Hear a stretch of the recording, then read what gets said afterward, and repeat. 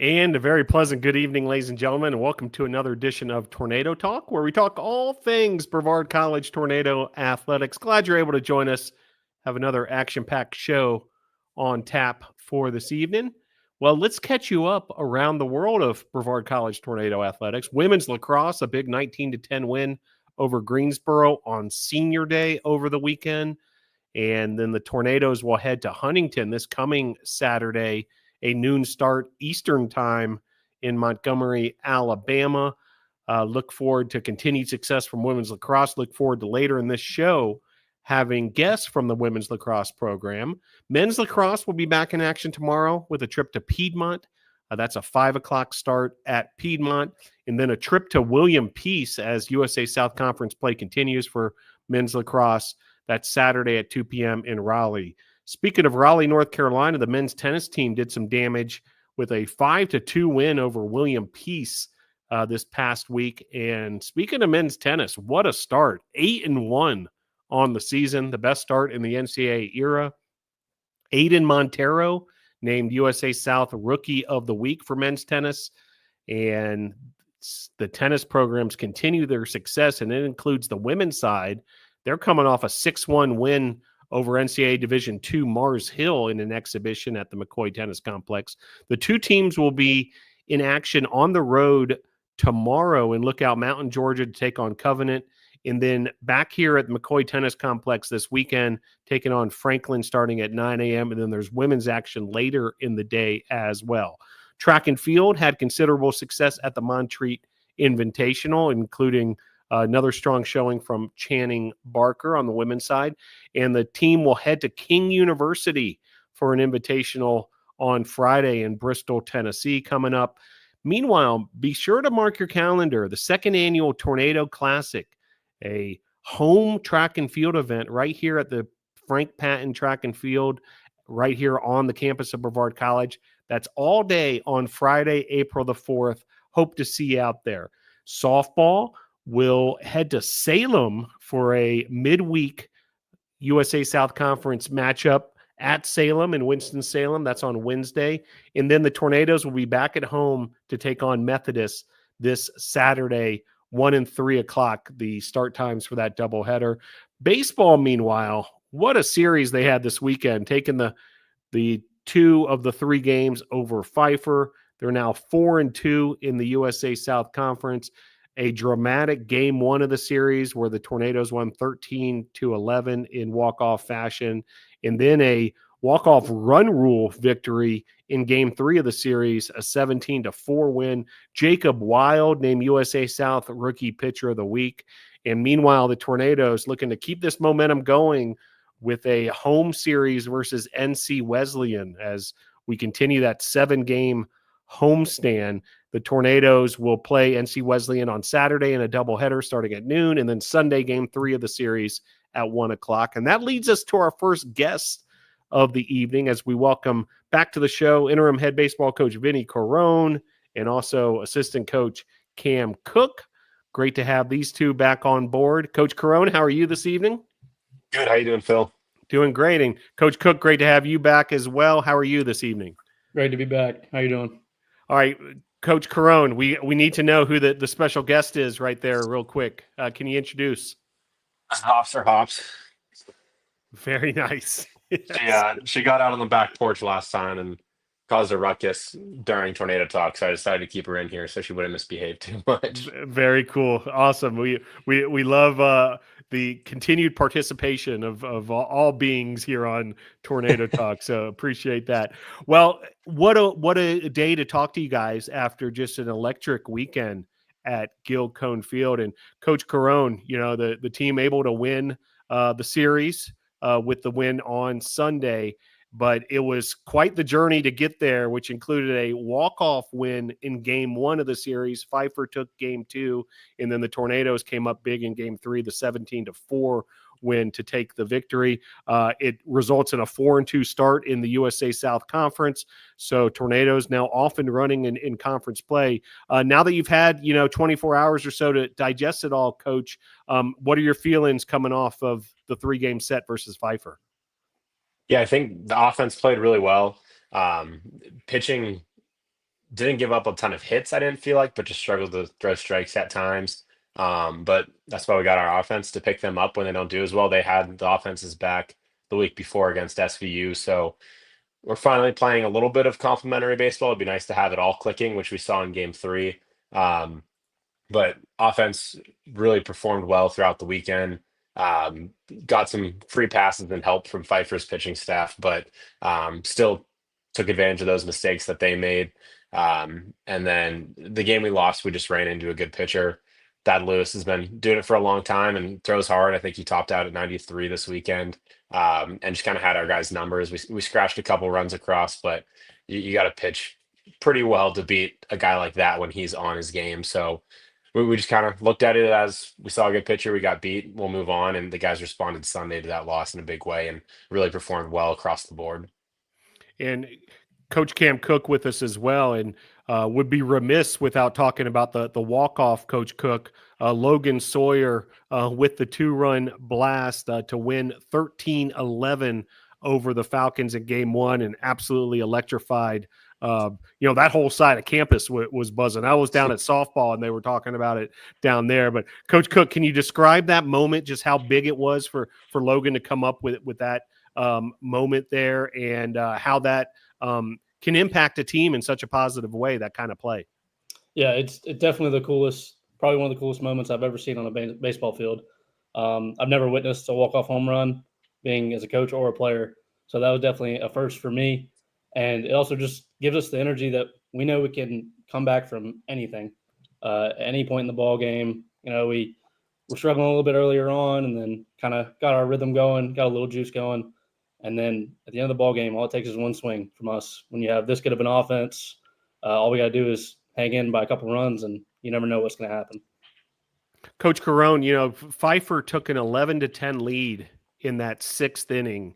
And what may get overlooked in all the excitement about the walk-off was the relief pitching for that point forward. Andy Farringer, look at the box score, you'll see 2 2/3 innings, 2 hits allowed, no runs, 4 strikeouts. And then Matthew Evans, being able to take care of business in that ninth inning. He gets the win, 2 strikeouts in the 1-2-3 inning. Huge pitching when it mattered most in game one late. Yeah, just as Cam was talking before the question, I started thinking about the relief pitching that we got in that game, late in that game. And Matt Evans, Andy Farringer, both guys that are very, very good pitchers. And we expected them to throw a lot of innings and important innings this year in relief for us. And they've both kind of had some up and downs through the beginning of the season, but we never lost confidence in them. We just keep throwing them out there in big moments. So it was good to get from them what we kind of expect, and I think what they expect from themselves. But it's one thing to expect it and another thing to go out and do it. So you tip your cap to them to kind of keep us in that ball game when things were starting to go Pfeiffer's way. It was a very back and forth momentum game, and Fish came in and really stopped things where they were and allowed us to come back and give our offense an inning or two to get back into the flow of it. And Nico obviously had the RBI single in the 8th, and then we hit the home run in the 9th. Coach Cam Cook with us as well. And Coach, you think about pitching this weekend, and we'd be remiss to not mention the work of Jacob Wild. He's named USA South Conference Rookie Pitcher of the Week. Well-deserved. He gets the win versus Toccoa Falls. And then talking about some situational pitching, he comes in with the bases loaded, no outs against Pfeiffer in game 3, and is able to get out of that jam unscathed. A strikeout, a force out, or he had the assist, and then a fly out to get out of that jam. And then he goes on and ends up earning the save. I'd love to hear your thoughts on Jacob, and just how he's developing as a key part of this program.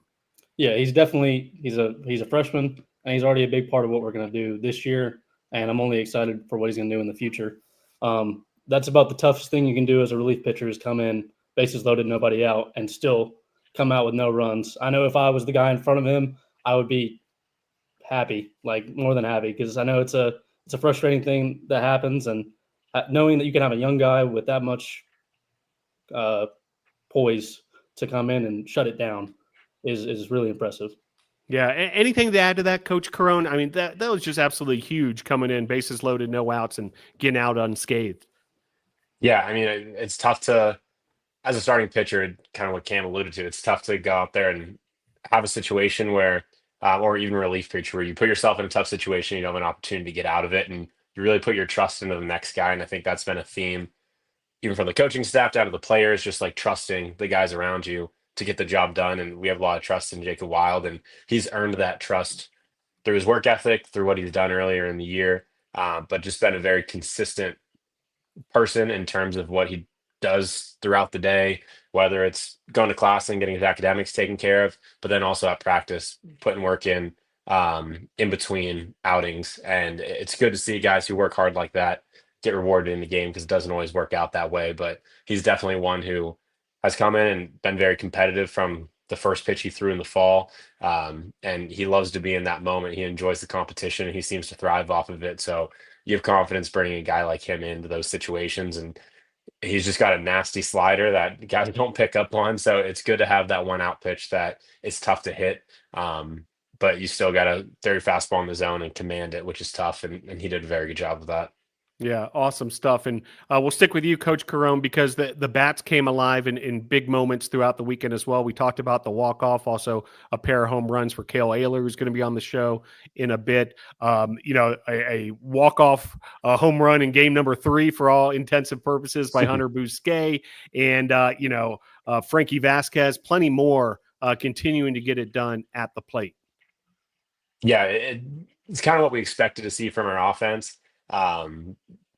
They're very, very talented, 1 through 9. I think Busquet is hitting 8 for us. Granada's hitting 9. Granada was our leadoff hitter at points last year, and has like a 320 career batting average, and he's all the way tucked in the 9 hole. Biscuit's hitting, I think, like 400 with a couple of home runs, and he's tucked away in the 8 hole.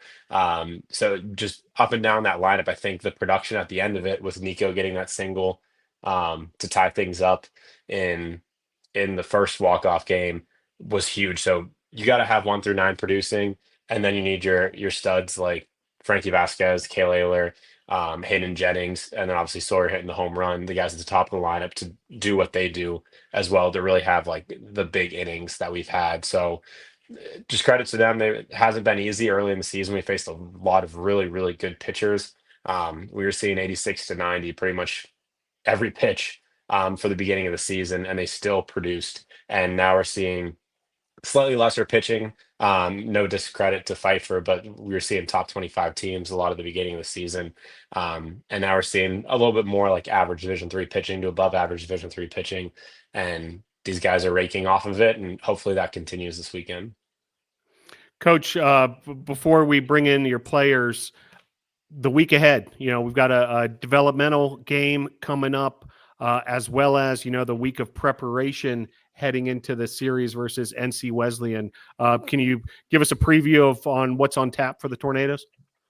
Yeah, we have the development game Tuesday, which is big for our younger guys. I mean, we talked early in the season about the depth that we have, and we showed it a little bit early in the year, but you don't get a chance to see it as much in conference. And so we get a chance to see those depth pieces perform.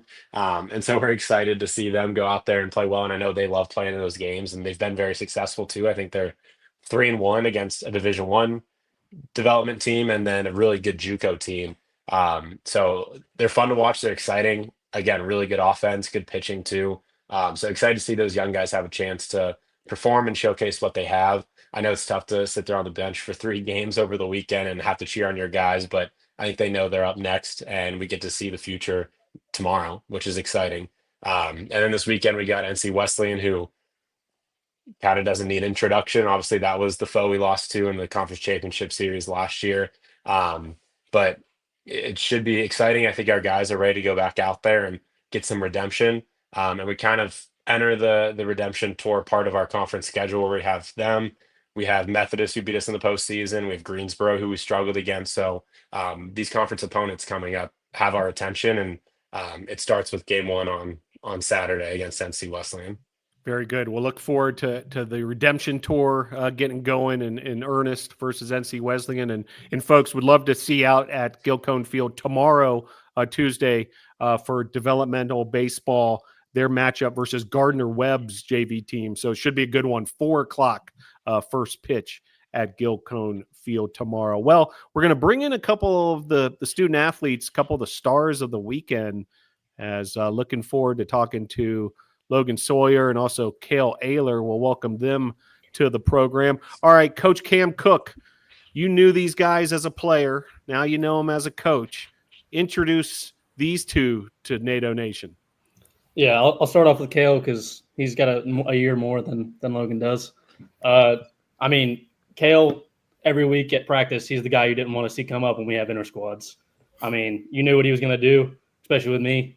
Didn't have the velocity, so you knew where it was going. It was going on that Pepsi scoreboard. So that's just the way he is. He's a dominant hitter. He can pretty much hit any ball that comes in the strike zone, so you got to have to be smart with what you're doing. And he's a solid first baseman. He's grown a lot in that position.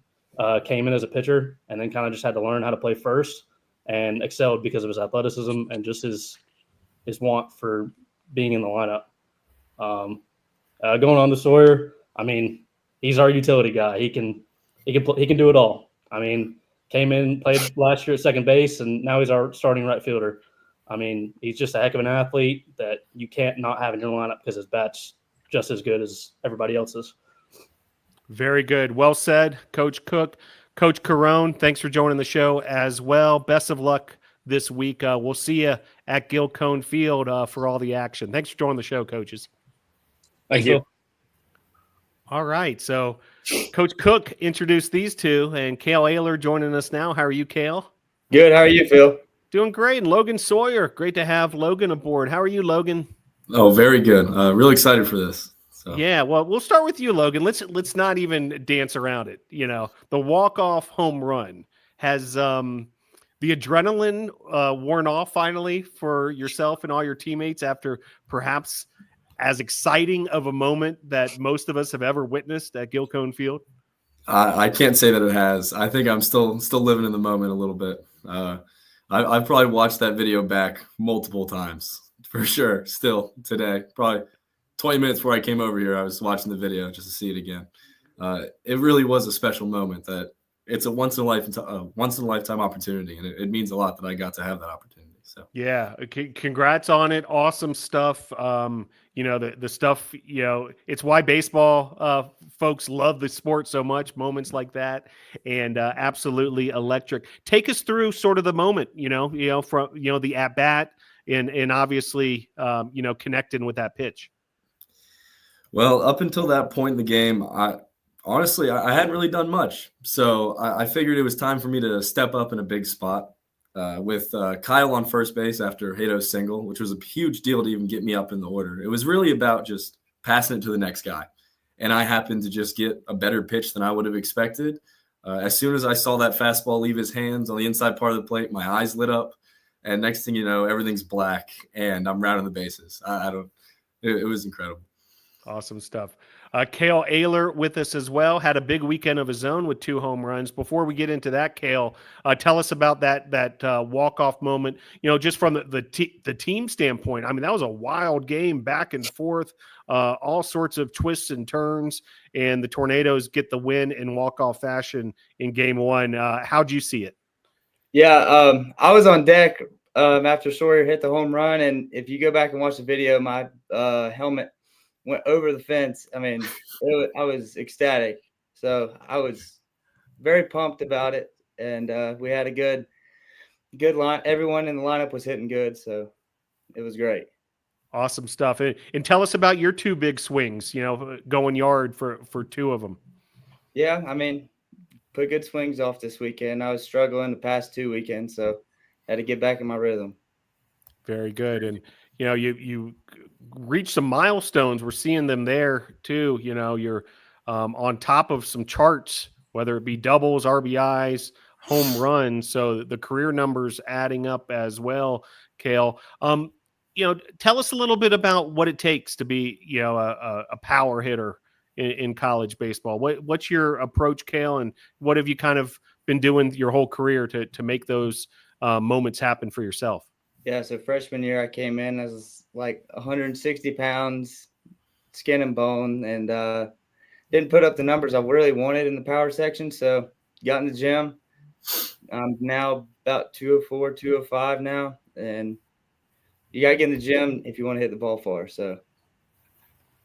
Yeah, well, it's certainly paying off as you continue a big year here, as do the Tornadoes altogether, getting some momentum going. Logan, Sawyer, 4-2 now in the USA South Conference, have won both the series so far. Can you tell us a little bit about how things have felt these past couple weekends for the team, and how you guys are starting to hit your stride? Yeah, it feels like we've completely turned our season around from what we were starting to worry about. I mean, we obviously didn't start out very hot, which, as Carone said, we played some really good teams to start the season, which that hurts us, but it really makes us better in the long run. And since we've gotten to conference play, I think we've been doing the very best of BC NATO baseball, and I do love that for us. Yeah, no doubt about it. And it showed on Sunday, one of these kind of complete wins, right, Logan? Like 17-4. You're able to run Rule Pfeiffer ultimately, but it was a tight game throughout it. You saw some great situational pitching. You saw some strong defense at times, and the Tornadoes able to get the bats going as well to get that win. Did you see it the same way, Logan, in terms of, that was the complete win and what the Tornadoes are capable of on Sunday? Oh, absolutely. I feel like up to that point, we really hadn't had a win like that yet, which we really needed to just go out there and dominate one time.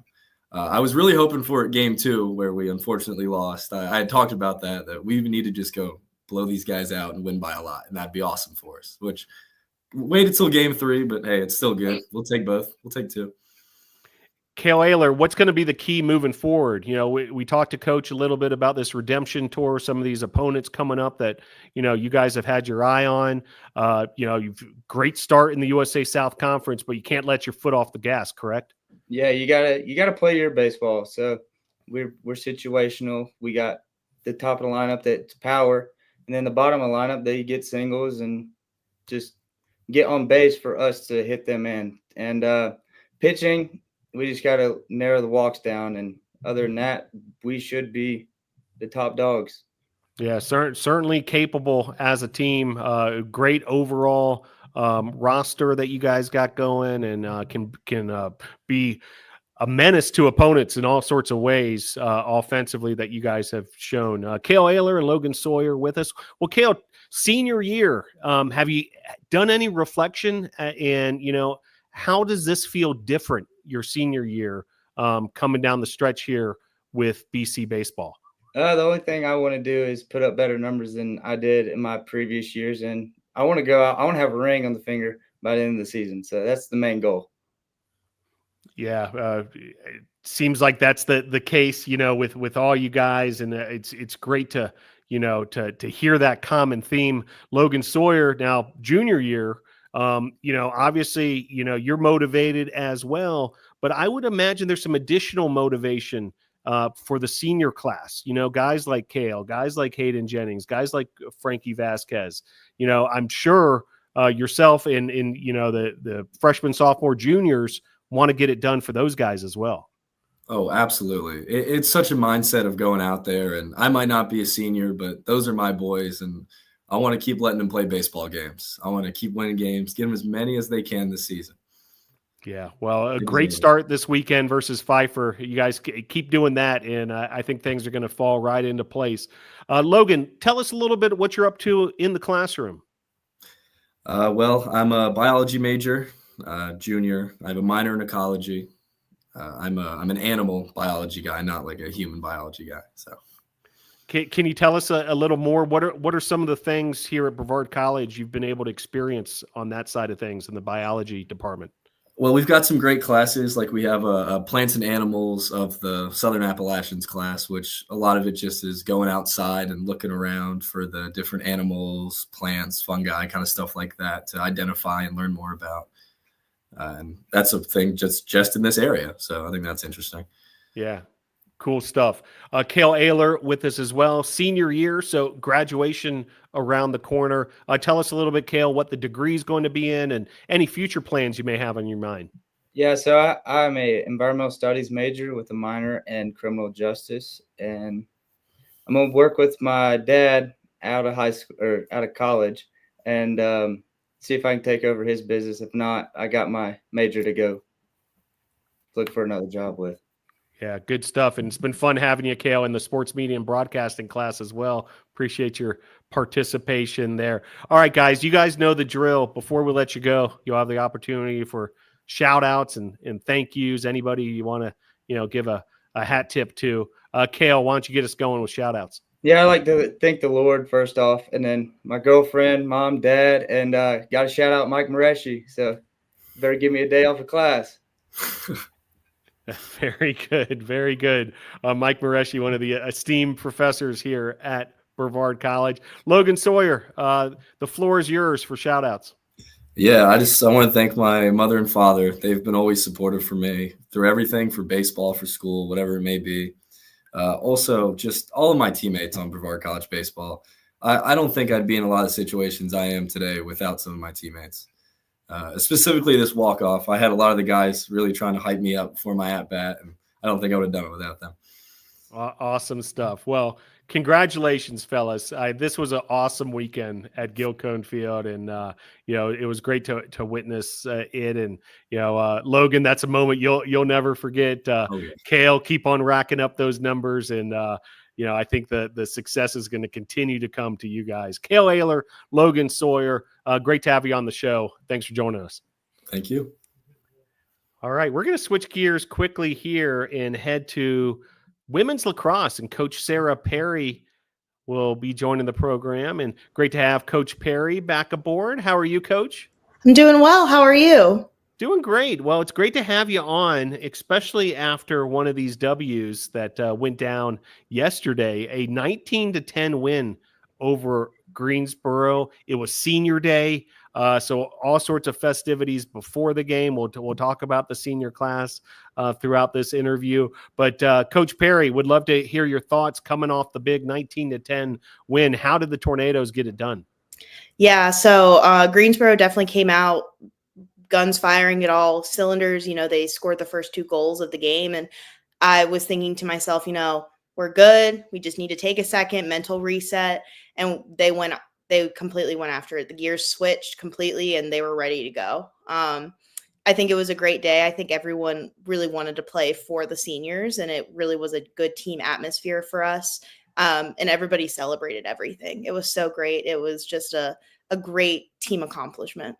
Yeah, awesome stuff. And, you mentioned the seniors, Grace Blanton, Emily Denega, Kelsey Hamrick, Audrey Hansen, and Elise Moore. There was a special presentation, senior day ceremony, families involved, just a special moment for those student athletes. But even bigger than that is the career that these student athletes have had and the leadership that they bring as seniors. Would love your comments on the senior class and just how exceptional they are, Coach. Yeah, definitely. I mean, we all know Emily Denega. She's a scoring machine. She's a leader on and off the field. She's been a captain for the last 3 years. She's just amazing. She knows the sport of lacrosse. She knows how to get her teammates fired up, and it's just great. It has been a great time coaching her for her senior year. Grace Blanton and Elise Moore, they hold it down on defense. They really pop off when they need to, and they're those last man standing when we need it. Audrey, she's great on the attacking side. She had a great game. She had 2 goals on senior day, which was amazing. And Kelsey Hamrick, she's just a workhorse. You tell her to do something, she'll go out there and get it done. She does not stop, and she's definitely got the fastest feet on the team. Big congratulations to the senior class. And, I know they're not done yet, plenty to look forward to. And that journey continues this weekend, Coach, with a trip to Huntington in Montgomery, Alabama. Should be a great matchup in USA South Conference play. What's the key for this week ahead and keeping this momentum going? Yeah, definitely always learning from our mistakes, fixing what we need to do as a team first, and then focusing on, Huntington's weaknesses, what our strengths are, and how to battle, any adversity that comes our way. We talked about the senior class, Coach, and that group of 5, but do want to mention a couple other individual milestones that were passed recently. Zan Hill, who's going to be on the show in just a little bit, she eclipsed the 150 career point mark. Let's start with that one. So Zan's a junior, and we're only midway through the season, but she's already at 150 career points. Can you put that in context for our audience? One thing that I can say about Zan is on the sideline, I can say, hey, we need a goal, and she'll go get it done.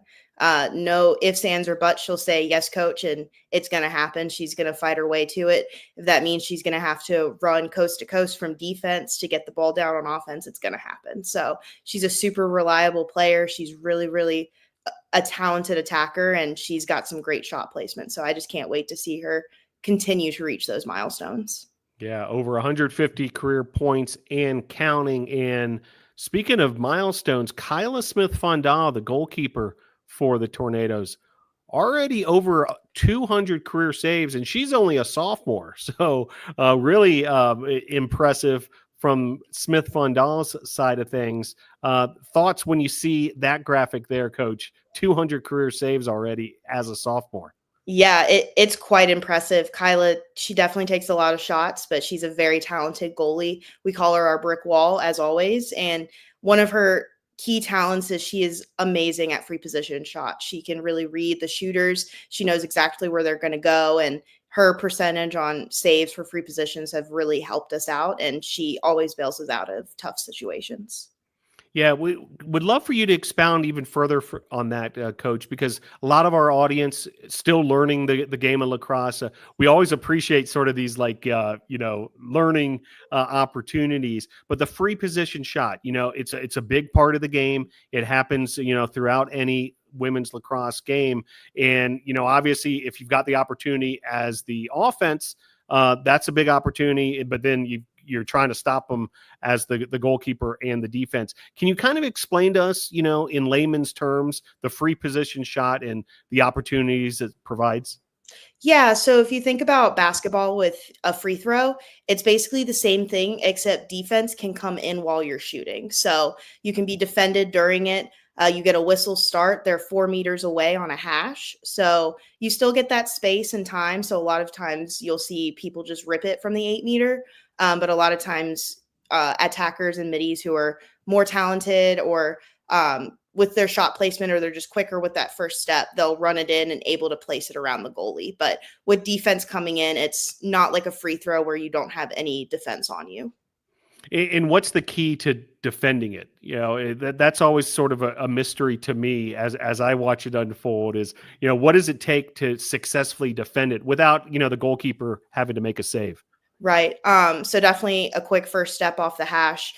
Your defense being able to communicate, if they're a righty or a lefty, whichever side of the ball they're on, if they've got ball or if they've got body, and just closing the gap on that double team really quickly. And so just cutting off that angle, not giving away that lane. Awesome stuff. By the way, folks, there's a WLAX 101 section of bctornadoes.com. If you ever want to learn more about the sport, a great opportunity there for you to learn. But probably the best way is come on out to a game. And there's a few more games this season during the regular season at Lamel Family Field. So hope to see you there.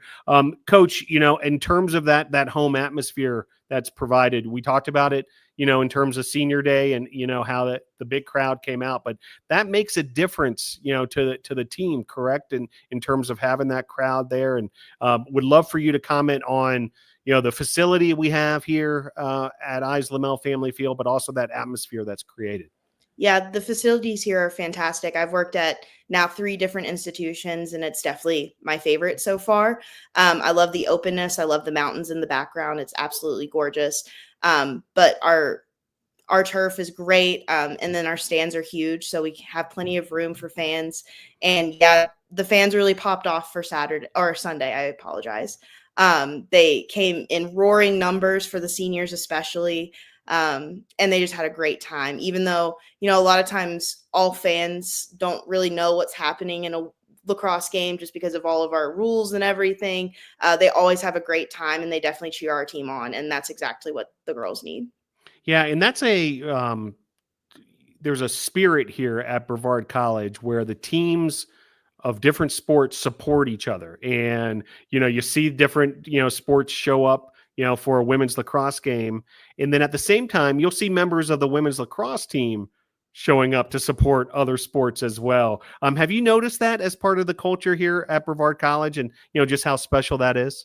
Oh, definitely. I see tons of different athletes coming to our games. I know a lot of our team have different friends on different teams, so it's nice that they expand outside of the team and they have friends that might not even be an athlete on campus.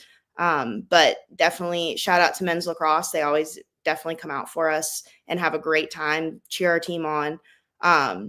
And the spirit there is just amazing. Every team kind of balances out and goes out to different games. We try to make it out to baseball, softball. In the fall, we'll hit up volleyball. And then in the winter, we try to go to as much basketball as possible. Well, the next couple weekends, Tornadoes will be on the road at Huntington, at William Peace. But mark your calendars, folks. Tuesday, April the 8th, the Tornadoes will be back in action at home. 5 p.m. start for that one versus Piedmont. And then Southern Virginia on April the 12th. That's a Saturday at noon. Hope to see folks there. Coach, can you stick with us a couple moments longer? We have a couple of your student athletes have been waiting patiently backstage. We'd love to invite them into the show. I'm excited. Let's do it. All right. So we'll invite into the show now our student athlete guest from the women's lacrosse team, Arianna Casertano, joining the show. Also, Zan Hill. Coach Perry, introduce these two to NATO Nation.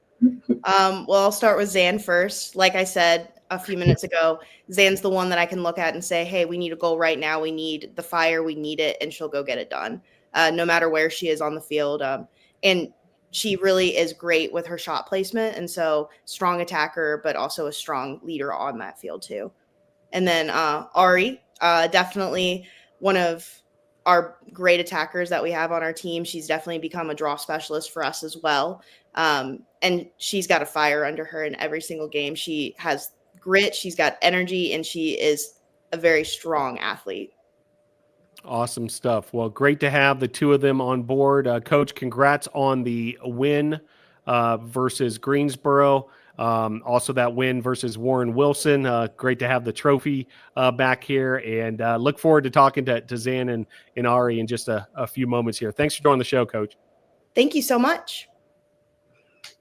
All right. Well, great to be joined now by our two guests here. Zan Hill joining the show. Great to have you aboard, Zan. How are you?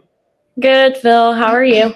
Doing great. And Arianna Casertano joined the show as well. Great to have you aboard. How are you? I'm great. Well, let's talk about yesterday. The win over Greensboro. Zan, what did it take for the Tornadoes to get this win? It was on Senior Day. I know that was special as well, but Tornadoes got it done. Can you tell us how it went down? So we started off really slow in the beginning. We came out and we're not playing our game. So after they scored the 2 goals, we all gathered around each other and was like, look, we're playing for the seniors today. We have to pick this up. We have to play our game. And then it just started flowing. We had connectivity all throughout the field, from coast to coast, and those goals started happening and assists started happening, and we made it work. Awesome stuff. Also with Arianna Casertano, great to have her aboard. Tell us from your perspective, what was the key for the win over Greensboro? So we just needed to talk to each other, tell each other that we got it, we have each other's back, we can do it, and something just switched, and we were on fire for the rest of that game. Yeah, got it done, 19-10. Let's talk about that senior class for a moment as well. 5 seniors honored beforehand. Zan, throughout your career, you've been close to this group. Tell us how this group has impacted you as a student athlete here at Brevard College. So when I came in as a freshman, finding that group was a key to me. Emily Denega, for sure, is one of my closest friends on and off the field. We traveled to Europe this year to go play lacrosse, so we've gotten really close, and for sure we'll miss her because she's my draw dog. Elise and Kelsey have become really close to me, and then Grace Blanton and Audrey have just become like my moms in a way. Specifically, Grace's family also has become my parents, Mom and Dad Blanton. If you're watching this, I love you. Awesome stuff. Yeah, great to hear, some of that off the field, time that you've spent with the senior class and their families as well. Arianna, sophomore here at Brevard College. Tell us a little bit how the seniors have helped you. So ever since I came in, they were just there. And whenever I needed something, I didn't feel judged to ever talk to them about anything. And from there, I just will consider them my friends for a really long time. And they're awesome people. Awesome. Yeah, awesome stuff, and had to feel great to come away with the win on senior day for that group. Zan Hill with us. She's been racking up the numbers. We talked to Coach a little bit about this. 29 goals this season, 13 goals in the last 2 games. So you're getting hot when it matters most. And the career numbers starting to add up. 93 goals, 59 assists, 152 points. Were you aware of the milestone, Zan, of going over the 150 point mark? I actually was not. I was in her car when I looked at my stats after the game and went, I just hit 150 career points. So I was not aware of that at all. Well, we're glad to spotlight it here, and congratulations on those numbers, which will continue to add up, no doubt. And we mentioned the 13 goals in the last 2 games, and have you felt different as of late? As far as being able to find the back of the net, what do you think the success can be attributed to? I personally think it's just my confidence has gone up. These girls really push me in ways that I haven't been pushed before. My mom brought up a good point. In high school, I only had 34 career points as 4 years on varsity. So, and my confidence was not there. So this team has really driven me to bring my confidence up and play my game how I know how to play. Especially this one right here. She makes me work harder because I know that we're both going to be covered throughout the whole game from other teams. So just got to get the ball in the back of the net. Arianna Casertano with us as well, sophomore from Cumming, Georgia, and hot as well these last couple games. 3 goals in each of the last 2 games. By the way, both wins for the Tornadoes. So when you're scoring, things are going in the right direction. 18 goals on the season. Tell us a little bit about yourself and, where you think your success as of late's come as far as being able to be a goal scorer. I think this year, especially, we're giving each other so many opportunities to be able to show off our skills and our talents. And this year, we really have, I feel, a different chemistry than we have had. So we feel more comfortable with each other. We trust each other on a whole nother level, and we're able to execute that on the field. Yeah, no doubt. And I would like to reflect back. There was another win not that long ago, Arianna, where you scored a career high 5 goals. That was in a win over Pfeiffer. Can you think back to that game and just how you were able to come up with that kind of success? Yeah, so that game, the energy before was amazing, and I really wanted to prove myself that game, and I just had a feeling that I wanted to just prove everything that I could, and it turned out exactly how I wanted it to. Well, next up for the Tornadoes, a trip to Huntington, all the way down in Montgomery, Alabama. So, long trip for the Tornadoes, but high stakes at the same time as we're here in the USA South Conference. Zan, what's going to be the key this week in preparation, but also in execution come Saturday versus Huntington? I think our communication is going to be a key asset to this game. We have to come out pumped up, ready to go, because we're 3-1 in conference right now, and we want to keep that number 4 spot for us to be able to hold a home playoff. So we're going to go down there, guns blazing, fire, get this done and over with, become 4-1. Awesome stuff. Next chance, folks, mark your calendars, Tuesday, April 8th, a matchup versus Piedmont. That's the next home game for the Tornadoes. Well, Arianna, tell us a little bit about your lacrosse journey. When did you start playing? When did it become serious and, ultimately finding your way to Brevard College to play college lacrosse? So I started playing the sport when I was about 6 or 7 years old. And it literally was on a random day. I saw people with sticks throwing a ball around, and I said, I want to do that. And I have kept it consistent ever since then. And I'm just so in love with it. And I found Brevard, and now we're here. Awesome stuff. Well, that's a pretty early start, for women's lacrosse. Especially in this part of the country where it's not necessarily big. In your area in Georgia, is there a scene, and were you able to find the competition you needed? There definitely was. There was like the tournaments that we would have and games that we have had was all high level girls, a lot of competition, and it was like that my whole career. So now being here, it's where there's also a lot of competition is really nice. Very cool. Well, glad you found your way here to the mountains and in Brevard College. Great to have you on board. Zan Hill with us as well. She's the junior attacker from Fort Mill, South Carolina. Same question for you, Zan. When did this journey start for you, and how did it go from there? I started when I was about 7 years old as well. And I was in a grocery store. My mom called my grandma and said, "You're going to play this sport," and had no clue what it was. And I started off with a men's stick and fell in love with it on the first day of practice, and played club all through middle school, high school, then on high school teams, and then came here. Awesome stuff. Tell us again, we did a little women's lacrosse 101 with Coach Perry, but Zan, I'm going to challenge you on this one. What's the difference between a men's and a women's stick? So the men's stick, their mesh is completely different from ours, along with the sidewalls or the head of the stick. So their pocket is deeper.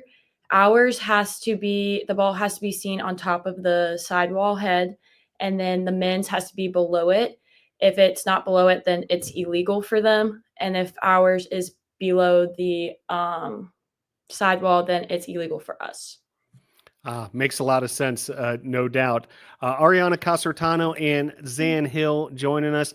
Arianna, tell us a little bit what you're working on in the classroom. Have you selected a major, and what are you zeroed in on with the books? So I am a criminal justice major. I don't have a minor at the moment.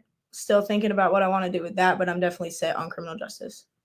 Awesome. And same question for you, Zan. Tell us what you're working on academically. I am a business major, and right now no minor. Very good. Well, great to have you both on board for this edition of Tornado Talk. Before we let you go, Arianna, we've got this tradition here at Tornado Talk. Every student athlete, you get the floor. You can go on as long as you want, and let us know who you want to give a shout out or a thank you to. So definitely my parents, my family, my friends, teammates, everybody has just been a huge part in keeping me in check, keeping my confidence up, and keeping me strong. Awesome stuff. Same opportunity for you, Zan. You know the drill. The floor is yours. I want to say thank you to my Nana, my papa, my dad, my mom. I didn't forget you. Emily, Annalise, my draw dogs. Very good. Last one, Zan, before I let you go. We talked about this, with Emily, I think not too long ago. Tell us about the draw dogs. I can't hear the story enough, but for our audience who doesn't know what in the world we're talking about, tell us about the origin of the draw dogs and how it's evolved from there. Who are the current draw dogs, because, you got to keep up with these things and, just this draw dog phenomenon.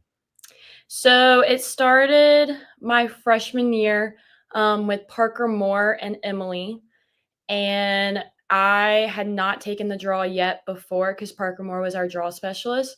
So there was a game that we were struggling at it. So Riz put me on the draw during that game to see what we could do. And it worked. So then I became a part of the draw dogs. Then once Parker Moore left, me and Emily were left by ourselves in a way of just being a pair and hadn't found our third draw dog. And then Ari came in my sophomore year and Emily's junior year. And Ari started taking the draw at one game because we were struggling again. And now she is a part of our draw dog clan. Ari, I've been looking forward to talking draw dogs all day, once I heard you two were on here. What does it feel like to be part of this, select group, the Draw Dogs, and anything to add to the phenomenon that we have here at Brevard College? I feel so cool. It's so fun to be part of something like that.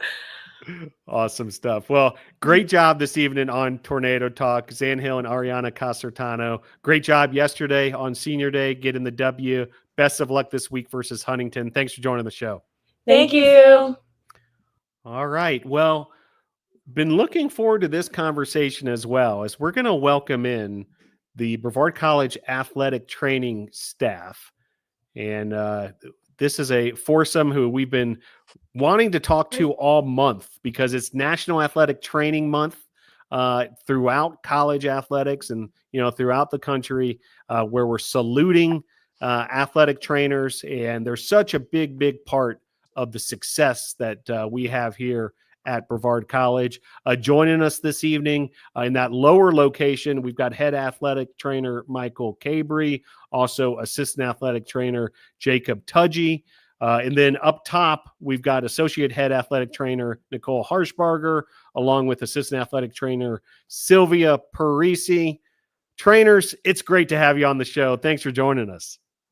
Thank you, Phil. Thanks. Yeah, outstanding. Well, head athletic trainer Michael Cabry, we'll start with you.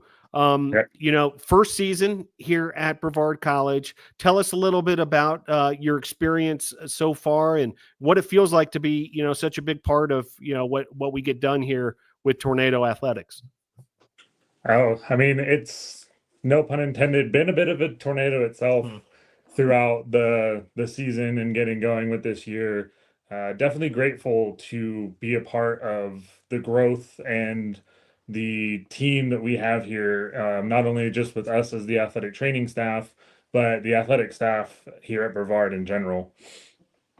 Yeah, you guys, again, I can't say it enough, just how big of a part you are to the success and the well-being of the student athletes. We'll go to Nicole Harshbarger next. Great to have Nicole on the program. Nicole, you're sort of the veteran of the staff. You've been here the longest. It's great to have you on the show this evening to catch up.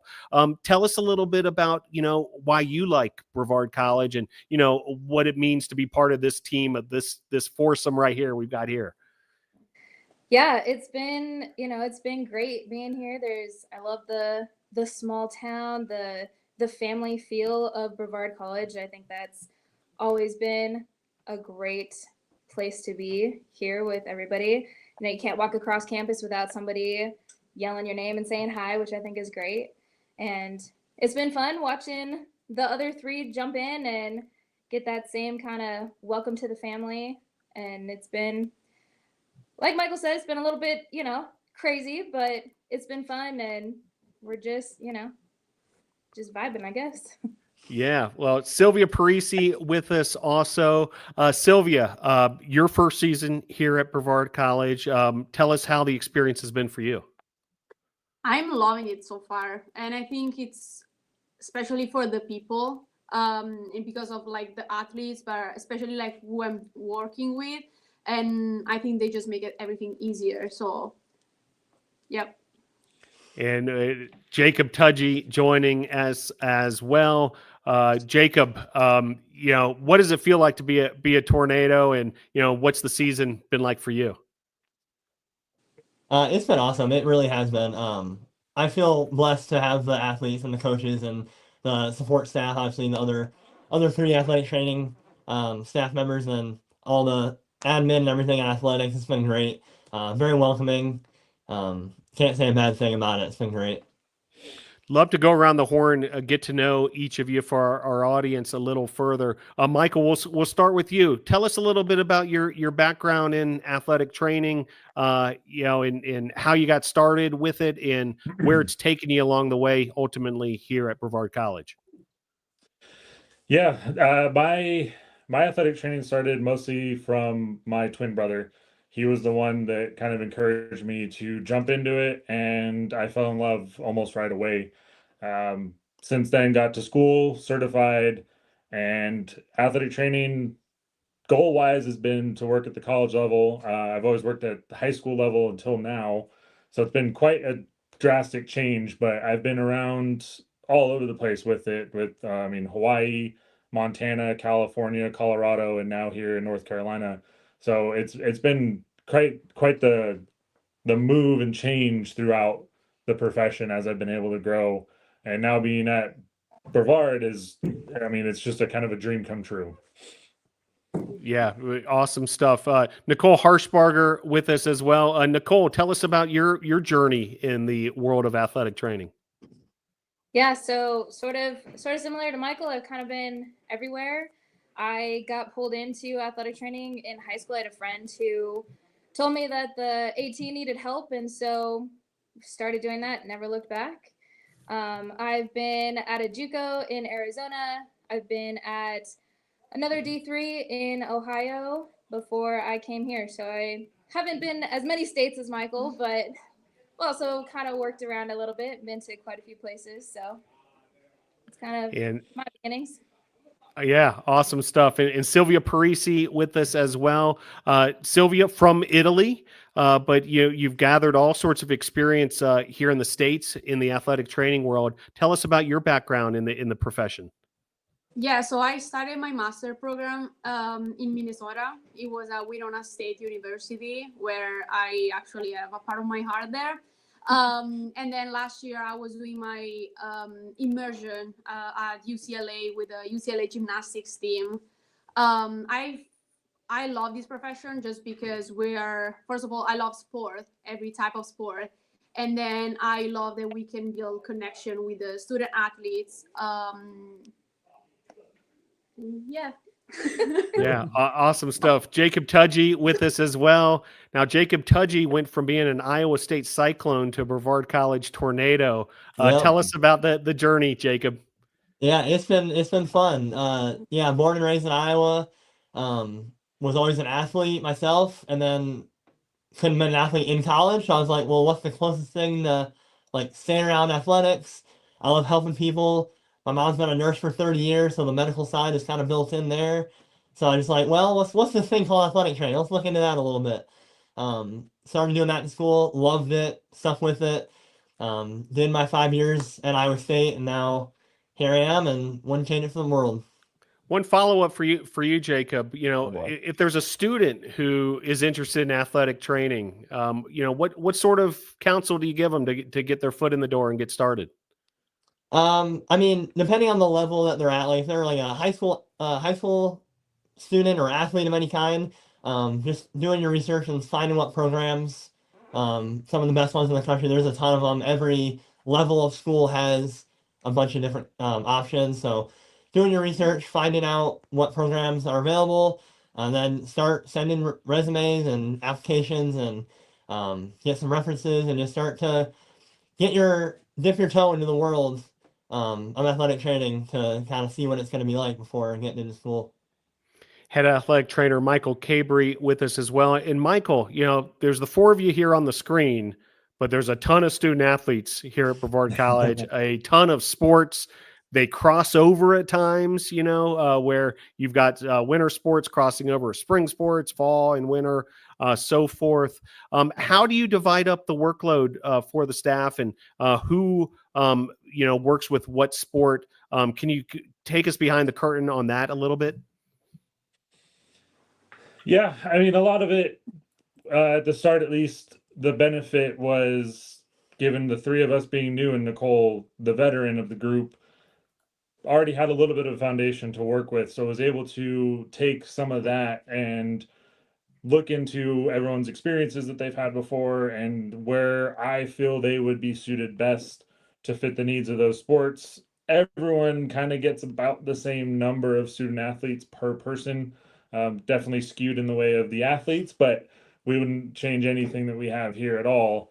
But it's a bit of a juggling act from all four of us anyway. And then, you just kind of play with it by ear. And if you have to make the changes you do, then you kind of just have to kind of roll with it. And at the end of the day, the sports keep going, whether we're on the sport or not. So it's a bit of a juggle, but it's an easy, just kind of look at it and roll with it from there.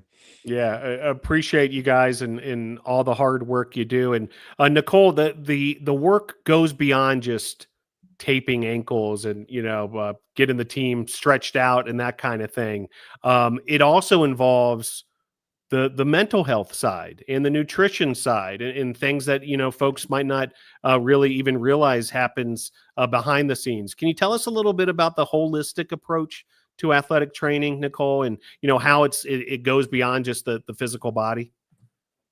Yeah. And along that, I also, I think that with us being kind of more embedded in a team, we get the opportunity to know the kids a little bit better, to understand what motivates them and what really is not helpful for them, kind of start to build that rapport. And so then they start to bring you more things. I've had lots of conversations in my office about, hey, I'm trying to, gain muscle. I'm trying to do this. I'm working through something. I had, some family issues. And so trying to help all of that definitely goes into our everything, and how athletes even respond to an injury based on, maybe they've got something going on in their personal life.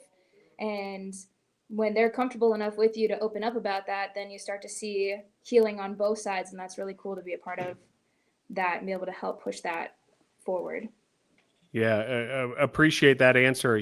There's certainly a lot that goes into the well-being of these student athletes beyond what we just see during the games, and really appreciate all y'all do in that regard. Sylvia, anything to add to that as far as, the idea that athletic training is more than just taking care of the physical body?